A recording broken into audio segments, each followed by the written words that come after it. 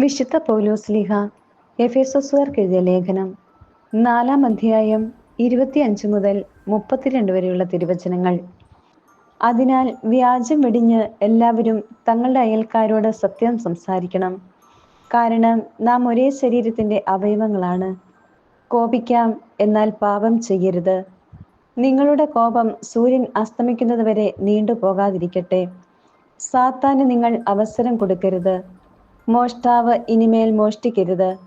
അവൻ ഇല്ലാത്തവരുമായി പങ്കുവയ്ക്കാൻ എന്തെങ്കിലും സമ്പാദിക്കുന്നതിനു വേണ്ടി സ്വന്തം കൈകൾ കൊണ്ട് മാന്യമായ ജോലി ചെയ്യട്ടെ.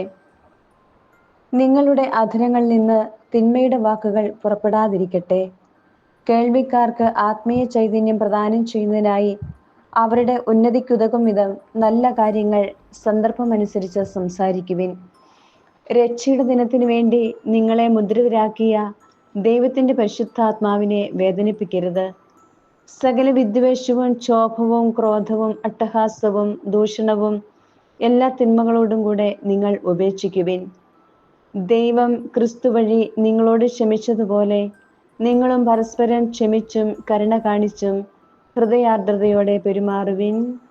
നമ്മുടെ കർത്താവായ മിശിഹായ്ക്ക് സ്തുതി. വിശുദ്ധ മത്തായി എഴുതിയ സുവിശേഷം അധ്യായം 21, 28 മുതൽ 32 വരെയുള്ള തിരുവചനങ്ങൾ. നിങ്ങൾക്ക് എന്തു തോന്നുന്നു? ഒരു മനുഷ്യന് 2 പുത്രന്മാരുണ്ടായിരുന്നു. അവൻ ഒന്നാമന്റെ അടുത്ത് ചെന്ന് പറഞ്ഞു, മകനെ, പോയി ഇന്ന് മുന്തിരിത്തോട്ടത്തിൽ ജോലി ചെയ്യുക. ഞാൻ പോകാം എന്ന് അവൻ പറഞ്ഞു. എങ്കിലും പോയില്ല. അവൻ രണ്ടാമന്റെ അടുത്ത് ചെന്ന് ഇതുതന്നെ പറഞ്ഞു. അവനാകട്ടെ, എനിക്ക് മനസ്സില്ല എന്ന് പറഞ്ഞു. എങ്കിലും പിന്നീട് പശ്ചാത്തപിച്ച് അവൻ പോയി. ഈ 2 പേരിൽ ആരാണ് പിതാവിന്റെ ഇഷ്ടം നിറവേറ്റിയത്? അവർ പറഞ്ഞു, രണ്ടാമൻ.